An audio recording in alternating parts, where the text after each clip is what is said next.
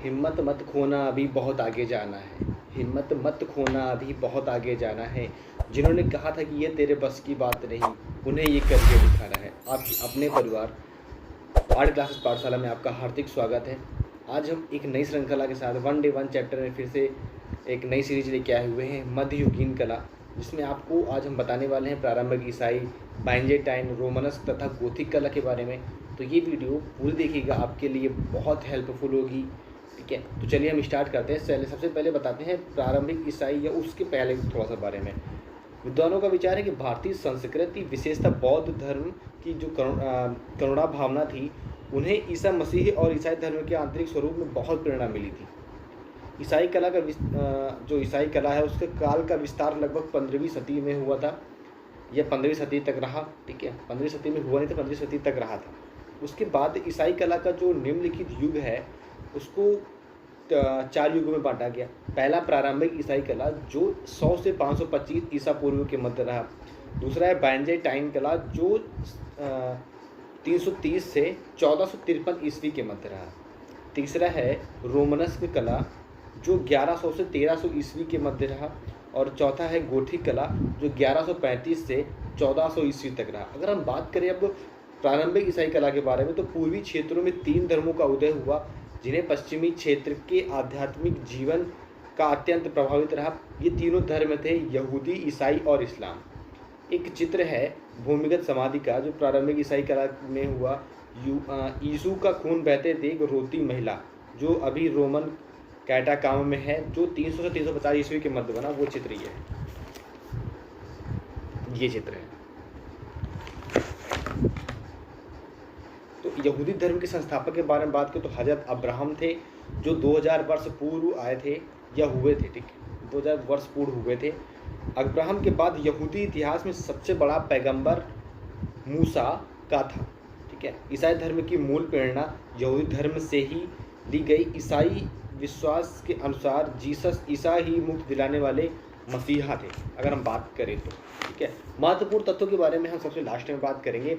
ये पहले हम इन सभी के बात कर लेते हैं, क्योंकि ये वीडियो थोड़ा सा लंबा हो सकता है पहले के अनुसार, क्योंकि चैप्टर थोड़ा सा बड़ा है। वन डे वन चैप्टर श्रृंखला में ये एक 5वां अध्याय है या 5वां चैप्टर है। ठीक है, और आप आज देख रहे हैं वीडियो 5वें दिन। कल टेक्निकल इशू की वजह से हम वीडियो अपलोड नहीं कर पाए थे, तो आज फिर से हम क्रिएट कर रहे हैं। थोड़ा सा मिस्टेक हो गया था, तो फिर से हम वीडियो क्रिएट कर रहे हैं। इस वीडियो के बारे में अगर आपको कुछ राय देनी है तो प्लीज़ कमेंट बॉक्स में आप बता दीजिएगा, या डिस्क्रिप्शन बॉक्स में नंबर है, व्हाट्सअप नंबर, वहाँ पर आप व्हाट्सअप कर सकते हैं मोर इन्फॉर्मेशन के लिए। ठीक है, और बात करें हम टीजीटी के बारे में, तो टीजीटी का एग्ज़ाम समथिंग सितंबर लास्ट में 100% है। अगर नहीं होगा तो अक्टूबर में तो हो ही जाएगा। बाकी गवर्नमेंट के मूड में है, गवर्नमेंट क्या करती है ये आप सभी को पता है अच्छे से। तो बात कर लें ईसा मसीह जीसस क्राइस्ट का जन्म 4 ईसा पूर्व में जेरूसलम के पैथलेहम नामक गांव में हुआ था। ईसा के कुल 12 शिष्य थे, जिसमें 2 प्रमुख थे, एड्रूस एवं पीटर। ठीक है, ईसा मसीह का जेरूसलम में 30 या 33 ईस्वी में सूली पर चढ़ा दिया गया था ईसा मसीह को। ये आप देखते होंगे, क्योंकि पहले जो गिरजाघर होते थे उनकी मूर्ति लगी होती थी, अब क्रॉस का चिन्ह लगा दिया गया। ऐसे होता है ना, क्रॉस का चिन्ह शायद ऐसा करके कुछ होता है। ठीक है, और अगर हम बात करें तो ईसाई धर्म का सबसे पवित्र धर्म ग्रंथ बाइबल है। ठीक है, बाइबिल है, जिसकी रचना हिब्रू भाषा में विभिन्न व्यक्तियों द्वारा 1400 ईस्वी पूर्व से 100 ईसा पूर्व के बीच हुई थी। बाइबिल के 2 भाग हैं, पहला है ओल्ड टेस्टामेंट, दूसरा है न्यू टेस्टामेंट। अगर हम ओल्ड टेस्टामेंट की बात करें तो उसमें यहूदियों का इतिहास तथा विचार है, जबकि न्यू टेस्टामेंट में ईसा मसीह के उपदेश एवं जीवन का विवरण दिया गया है। ठीक है, बाइबिल में कुल मिलाकर 72 ग्रंथों का संकलन है। बाइबिल मतलब में कुल मिलाकर 72 ग्रंथों का संकलन है, जिसमें से 45 ओल्ड टेस्टामेंट हैं और 27 न्यू टेस्टामेंट हैं। ठीक है, और इस कला में प्रायः प्रतीकात्मक चित्र ही अधिक बने हैं, जैसे मछली, रोटियों से भरी टोकरी, अंगूर की बेल आदि। अगर हम बात करें बाइजेंटाइन कला के बारे में, तो यह 330 से 1453 ईस्वी के मध्य रही है। बाइजेंटाइन प्राचीन यूनानी साम्राज्य के पूर्व की राजधानी थी, जिसे सम्राट कांस्टेंटाइन ने 330 ईसा पूर्व में कांस्टेंटिनोपल नाम दिया इसको। पूरी रोमन साम्राज्य की राजधानी भी बनाया इसको। वर्तमान में यह टर्की या तुर्की देश इस्तांबुल नगर में है। ठीक है, और इसका भी एक छोटा सा चित्र है। सामग्री थियोडोरा तथा अनुचर का बाइजेंटाइन मणिकुट्टिम जो 547 ईसा पूर्व था। यह अभी संत वाइटल गिरजाघर रेवेन्ना इटली में है। ठीक है, ये देखो ये है। तो अगर हम बात करते रहें आगे की, तो बाइजेंटाइन कला के बारे में तो बताते हैं कि इसकी मुख्य विशेषता मणिकुट्टिम चित्र हैं। इस कला का रूप जितना मणिकुट्टिम चित्रों में उभरा है उतना अन्य पद्धतियों में नहीं उभरा है। मणिकुट्टिम विधि के सबसे पुराने उदाहरण रोमन शैली में पोम्पोई नगर के छोटे छोटे आलों में मिलते हैं, जिसमें रंगीन संगमरमर के टुकड़े का प्रयोग किया गया। किंतु बाइजेंटाइन कलाकारों ने उन्होंने अपनी रुचि के अनुसार छोटे छोटे टुकड़ों के जो संगमरमर होते थे, रंगीन संगमरमर, ठीक है, उसके अलावा या उसके साथ साथ रंगीन छोटे छोटे कांच के टुकड़ों का भी उन्होंने प्रयोग किया, जो काष्ठ तल पर मोम की जो पतली सतह बिछा देते थे, उस पर रंगीन पत्थर या शीशे के छोटे छोटे टुकड़े जमा कर चित्र बनाया करते थे। ठीक है, सम्राट कॉन्स्टेंटाइन के शासनकाल में कॉन्स्टेंटिनोपल की राजधानी बनने के साथ साथ बाइजेंटाइन कला का उद्भव हुआ। यह कला सम्राट जस्टिनियन प्रथम के शासनकाल 527 से 565 ईस्वी में अपने चरमोत्कर्ष पर पहुंच गई थी, जिसका प्रमुख केंद्र था कॉन्स्टेंटिनोपल। ठीक है, बाइजेंटाइन कला में पीले रंग का बहुलता से प्रयोग किया गया। पीले रंग के बारे में अगर हम बात करें तो पीले रंग को वो लोग स्वर्ग का प्रतीक मानते थे। बाइजेंटाइन कला का एक अन्य उत्कृष्ट उदाहरण है सेंट बसील का गिरजाघर, जो मास्को रूस में स्थित है। अगर हम बात करें अब रोमनस्क शैली की, तो यह 1100 से 1300 ईस्वी के मध्य रही है। रोमनस्क कला प्रधानता 11वीं तथा 12वीं सदी में फ्रांस में फली फूली। उसके साथ ही कुछ कह सकते हैं कुछ क्षेत्रों में यह 13वीं सदी में भी प्रचलित रही है। तो अर्थात इसका जो युग है वो हम 1100 से 1300 ईस्वी के मध्य प्रचलित रही है। एक रोमनस्क कला का एफ्रेल और राइनलैंड के मारिया लैब एब्बी से प्राप्त नक्काशी है। ये देखिए आप, ये इसे देख पा रहे होंगे आप। ठीक है, ये एक नक्काशी है और इस कला का प्रमुख जो केंद्र रहे हैं वो फ्रांस, स्पेन और इंग्लैंड इत्यादि रहे हैं। रोमनस्क कला मूलतः एक धार्मिक कला थी। इस कला का प्रयोजन सौंदर्य मूलक न होकर उपयोगवादी थी। ठीक है, अगर हम बात करें तो गोथिक कला के बारे में, तो गोथिक शैली पश्चिमी यूरोपियन कला में 1135 से 1400 ईस्वी के मध्य प्रचलित रही है। उसका एक चित्र था, गोथिक चित्र में शीशा चित्र था, जो अभी चार्टेड गिरजाघर फ्रांस में है। यह बना था 1194 से 1220 ईस्वी के मध्य में। ये देखो, ये है। तो इस चीज़ों को मैं चित्र श्रृंखला से इसलिए दिखा रहा हूँ ताकि सभी लोगों को समझ में भी आ जाए। साथ ही साथ इन चित्रों की अगर हम बात करें तो गोस्वामी सर ने प्रत्येक बुक के प्रत्येक चैप्टर के प्रत्येक पॉइंट में उसके बारे में चित्र की श्रृंखला के साथ साथ बता के रखा है।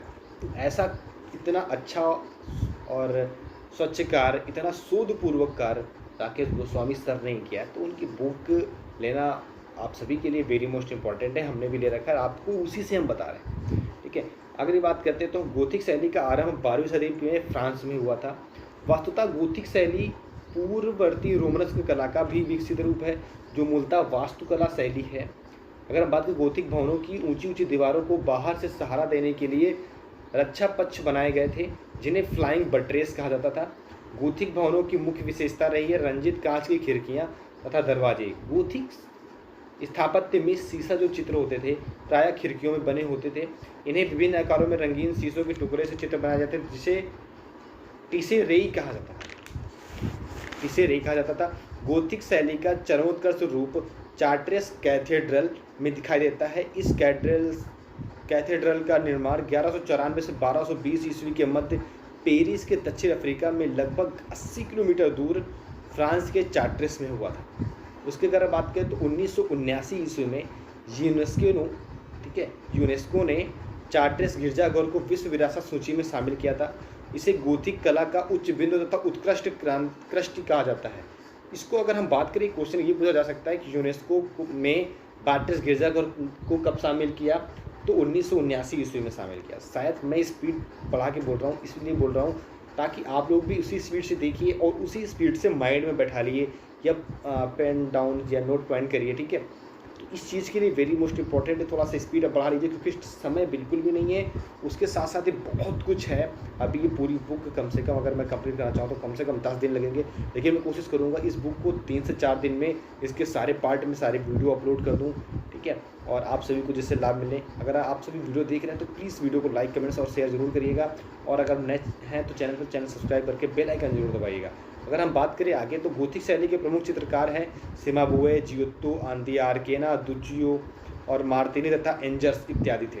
अगर हम बात करें अब सिमाबुए की तो 1240 से 1302 ईस्वी के मध्य ये शैली रही। इटली में बाइजेंटाइन कला परंपरा में त्यागने वाला पहला चित्रकार सिमाबुए था। यह इटली के फ्लोरेंटाइन स्कूल का प्रसिद्ध कलाकार था। इसके साथ साथ ये इटली के चित्रकला के पिता मतलब कि फादर ऑफ इटालियन पेंटिंग कहा जाता है इनको। सिमाबुए की एकमात्र अवशिष्ट प्रमाणित कृति रही है पीसा की उपासना गृह में अंकित है सेंट जॉन का विशाल मरिकुट्टिम चित्र है जिसे उसने सन 1902 में पूर्ण किया था। अगर हम बात करें अब जियोत्तो की जिनका रहा है समय 1267 से 1337 ईस्वी, यह प्रथम चित्रकार था जिन्होंने प्रकृति की अनुकृति करने का प्रयास किया।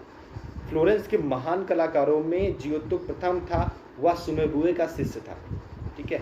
और उनका जो एक चित्र है जियोत्तो का नेटिविटी जो इसके वेगनी चैपल में है, ये देखिए ये वाला, यह है जियोत्तो का सर्वश्रेष्ठ फ्रेस्को चित्र पादुआ के एरिना चैपल या स्क्रूवेगनी चैपल की भित्तियों पर अंकित था।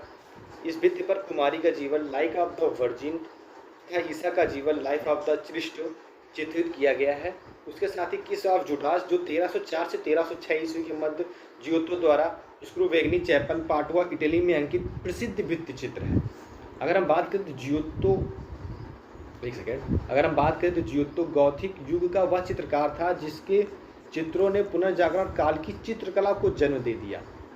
यह हम इसलिए बुक्स में देखकर अधिक बताते हैं आपको कि अगर एक जरा सा भी पॉइंट गलत हुआ ना तो आप लोग तो बताएंगे ही, उसके साथ ही साथ हमारे द्वारा बताए गए किसी भी पॉइंट में अगर कुछ गलत होता है ना तो आप उसको एग्जाम हॉल में गलत कर दोगे। मैं ये नहीं कह रहा कि आप कहीं से पढ़ाई नहीं करो, पढ़ाई कर दोगे, लेकिन ये छोटी छोटी मोर इन्फॉर्मेशन आपके लिए भी वेरी मोस्ट इम्पॉर्टेंट हो जाती हैं। तो इस चीज़ को ध्यान में रखते हुए अपना जो मुझे कंटेस्ट है उसके साथ साथ ही हम उसको पुनः एक बार वो करके आप तक ला रहे हैं। इस चीज़ को गलत आंसर से मत लीजिएगा, ठीक है। अगर हम बात करें आंद्रिया आर्केना की तो ये 1308 से 1369 के ईस्वी के मध्य रहे। आंद्रिया दी सियोने दी आर्केना एक इतालवी चित्रकार थे, मूर्तिकार थे और फ्लोरेंस का सक्रिय वास्तुकार थे, ठीक है। इनकी एक मूर्ति है आर्केना की, जो मूर्ति है वो पिएत्रो बेजेंती की फैग्लियो आर्ट गैलरी में है जो फ्लोरेंस में है, जिसके मूर्तिकार है निकोलो बेजेंती। उनकी ये मूर्ति है, देखिए कितनी प्यारी है ना। तो इसके लिए परेशान होने की ज़रूरत नहीं है, आप सभी को बहुत जल्द सब वो हो जाएगा। हम जल्दी लेकर आते रहेंगे आप सभी के लिए, वेरी मोस्ट इम्पॉर्टेंट। थोड़ा समय कम होता है, इसके साथ ही बहुत कुछ देखना पड़ता है। मैं आप समझ रहे होंगे बात को। तो आगे बढ़ते हैं। उन्होंने फ्लोरेंस कैथेड्रल से एक सलाहकार के रूप में कार्य किया। उसका प्रसिद्ध चित्र था कुमारी का सिंहासनारोहण जो लंदन की नेशनल गैलरी में संग्रहित है। अगर हम दुचियो की बात करते हैं तो दुचियो दू बाउसोगना लिएना का प्रथम इतालवी चित्रकार था। उनका एक चित्र है दुचियो का मिएस्टा जो 1308 से 1311 ईस्वी में म्यूसियो डेल ओपेरा जो मेट्रोपोलिटाना डेस ड्यूओ सिएना में है, उनका ये चित्र है। देखिए ये वाला, ये आपके समझने के लिए वेरी मोस्ट इम्पॉर्टेंट हो जाता है, ठीक है। अगर हम दुचियो की बात करें तो दुचियो को सिएना का चित्रकारों का पिता कहा जाता है, ये चित्रकला का पिता कहा जाता है। अगर हम बात करें अब साइमोन मार्तिनी की जो 1284 से 1344 ईस्वी के मध्य रहे हैं, यह सिएना का दूसरा प्रसिद्ध कलाकार था और दुचियो का शिष्य था। ये मार्तिनी एक पेट्रॉक का वर्जिल इन्होंने एक चित्र बनाया था 1336 ईस्वी में जो बिब्लियोटेका एब्रुसियाना मिलान में भी है। ये चित्र देखिए आप, ये वाला, ये कभी कभी यहाँ भी जूम कर लिया करो कैमरामैन। अगर हम बात करें इनकी, तो मार्तिनी का प्रारंभिक इतालवी चित्रकार और अंतर्राष्ट्रीय गोथिक कला में विकास में काफ़ी बड़ी भागीदारी रही है। पेट्रार्क का वर्जिल 1336 ईस्वी में पांडुलिपि उसका महत्वपूर्ण काम रहा है, जो अभी मैंने आपको चित्र दिखाया। साइमोन मर्तिकी का सर्वश्रेष्ठ चित्र जो रहा है सेंट मार्गरेट ऑफ सेंट एसेंसन्स के साथ उद्घोषणा 1333 ईस्वी, जो अब अफीजी गैलरी फ्लोरेंस में सुरक्षित है। इस चित्र को एक पैनल पर टेम्परा और स्वर्ग के माध्यम से बनाया गया। अगर हम बात करें अति महत्वपूर्ण तथ्यों के बारे में, तो वेरी मोस्ट इम्पॉर्टेंट बहुत सारे हैं। मैं आपको जो बहुत ज़्यादा इम्पॉर्टेंट है वो बता रहे हैं। पहला तो कुछ क्वेश्चन आंसर कर लेते हैं जो वेरी मोस्ट इम्पॉर्टेंट है, जो क्वेश्चन आने वाले हैं, एग्जाम में भी आ सकते हैं। ज़रूरी नहीं कि एग्जाम में सब आए, लेकिन इससे एक दो क्वेश्चन जरूर आ सकते हैं, इसलिए पूरा ध्यान से सुनिएगा और पूरा हो सकेगा तो नोट डाउन करिएगा। तो प्रारंभिक ईसाई कला के चित्र सर्वप्रथम कहाँ बनाए गए थे? तो समाधि जो थी गुफाओं की, उनकी भित्तियों पर बनाए गए थे। प्रारंभिक ईसाई कला का आरंभ किस देश में हुआ? तो इटली में हुआ था। और कैट काम का संबंध किस कला से है? तो ईसाई कला से है। और ईसाई धर्म में मयूर किसका प्रतीक है? तो ईसा मसीह के अमृतत्व का यह प्रतीक है। इस शासक का नाम ईसाई धर्म में विशेष रूप से जुड़ा हुआ है, तो कांस्टेंटाइन का। ईसाई कला की सर्वाधिक उन्नति किस शासक के समय हुई? तो जस्टिनियन के समय में हुई। महत्वपूर्ण नियम की बात करें तो और है, बाइजेंटाइन कला में आकृति विरोधी प्रवृत्ति किस समय चली? तो 726 से 843 ईस्वी के मध्य चली। रोम की लुप्त हुई सभ्यता में से किस धर्म का प्रादुर्भाव हुआ? तो ईसाई धर्म में हुआ। बाइजेंटाइन कला की कौन सी विद्या सबसे अधिक प्रसिद्ध थी? वह थी मणिकुट्टिम। और बाइजेंटाइन कला में किस कला रूप का सबसे अधिक प्रयोग हुआ? तो वो हुआ है मोज़ैक में। ठीक है। और अगर और हम इम्पोर्टेंट कुछ बात करें तो ईसा मसीह का जीवन चरित्र किस पुस्तक के आधार पर चित्रित किया गया है? तो न्यू टेस्टामेंट। दो होते थे, न्यू टेस्टामेंट और ओल्ड टेस्टामेंट। इनका जो चित्र हुआ है वो चित्रित किया गया है न्यू टेस्टामेंट में। ईसाई प्रार्थना का पूर्ण विकास किस रूप में हुआ है? तो क्रॉस आकार का भवन में हुआ है। पहले ये इनकी मूर्ति लगती थी, फिर मूर्ति हटाकर क्रॉस का चित्र लगा, जो आकार लगाया जाने लगा। ठीक है। और प्रतिमा कृतियाँ जो आइकॉन्स थे वो का संबंध विशेष रूप से किससे है? तो वह है हाथी और या हाथी दांत, या कह सकते हो काष्ठ तथा हाथी दांत पर बने फलकों से। बाइजेंटाइन कला में मणिकुट्टिम कार्य की चरम उन्नति किस चर्च में हुई? तो सान वाइटेल चर्च, रेवेन्ना, इटली में हुई। ठीक है। द्विफलक चित्र क्या है? तो पेनल चित्र है। चर्च की वेदी पर स्थापित किए जाने वाला चित्र को क्या कहते हैं? तो आल्टर पीस कहते हैं उसको। ये चीज़ याद रखिएगा। इटैलो क्रीटन शैली कहाँ उत्पन्न हुई थी? तो क्रीट में हुई थी। उसके साथ ही बाइजेंटाइन युग में आकृति विरोधी शासक कौन से थे? तो लियो तृतीय तथा याजिक द्वितीय थे। सम्राट जस्टिनियन द्वारा किस चर्च में मणिकुट्टिम का कार्य कराया गया? तो सान वाइटेल चर्च में 546 से 548 ईस्वी के मध्य कराया गया। और हम थोड़े से और बचे हैं भाई। ठीक है। गोथिक शैली किस कला में मुख्यतः संबंधित थी? तो वह वास्तुकला में से संबंधित थी। अगर हम बात करें गोथिक दरवाजों तथा खिड़कियों का शीर्ष भाग किस प्रकार का था? तो नुकीला मेहराब था। गोथिक भवनों की मुख्य विशेषता क्या थी? तो रंजित कांच की खिड़कियां और दरवाजे थे, नुकीले मेहराब थे। फ्लाइंग बट्रेस क्या है? तो गोथिक भवनों की ऊंची ऊंची दीवारों के बाहर से सहारा देने वाले बनाए गए रक्षा पक्ष, जिसे हम फ्लाइंग बट्रेस कहते हैं। उच्च गोथिक शैली की क्या विशेषता है? तो उच्च गोथिक शैली की विशेषता है ऊर्ध्वलयात्मक, जिसे प्रलंब अध्याय भी कहते हैं। ठीक है। गोथिक मूर्ति शिल्प की प्रमुख विशेषता क्या है? तो अलंकारिता का परित्याग, तकनीक कुशलता और सादृश्य तथा मानववादी भावना। गोथिक चित्र शैली की मुख्य विशेषता क्या है? तो रंजित कांच की खिड़कियां हैं। ठीक है। और दुचियो और जियोत्तो किस कला के पिता कहे जाते हैं? तो दुचियो सिएना के चित्रकला के पिता कहे जाते हैं और जियोत्तो पुनर्जागरण काल के पिता कहे जाते हैं। तो यह आज का लेसन 5 या चैप्टर 5 था, जो 1 डे 1 चैप्टर की श्रृंखला में आज 5वां दिन 5वां चैप्टर था। हम कोशिश करेंगे ये चैप्टर जो छूट रहा है, डे हमारे छूट रहे हैं किसी कारणवश, इसको कंप्लीट करने के लिए तो आज शाम को हो सकेगा रात तक एक वीडियो आपको उपलब्ध कराएंगे। ये वीडियो आपको अभी तक मिल गई है तो प्लीज़ वीडियो को लाइक, कमेंट्स और शेयर करिएगा। बेल आइकन दबाकर सब्सक्राइब करिएगा। और जो आपकी बात हो, जो भी क्वेश्चंस हो, नीचे डिस्क्रिप्शन बॉक्स में व्हाट्सअप नंबर है, वहाँ पर जाकर मुझे व्हाट्सअप कर सकते हैं, या फिर आप कमेंट बॉक्स में लिख कर हमें बता सकते हैं। हम आपका रिप्लाई जरूर करेंगे। आप सभी अच्छे से तैयारी करिए। मिलते हैं अगले एक नए वीडियो में।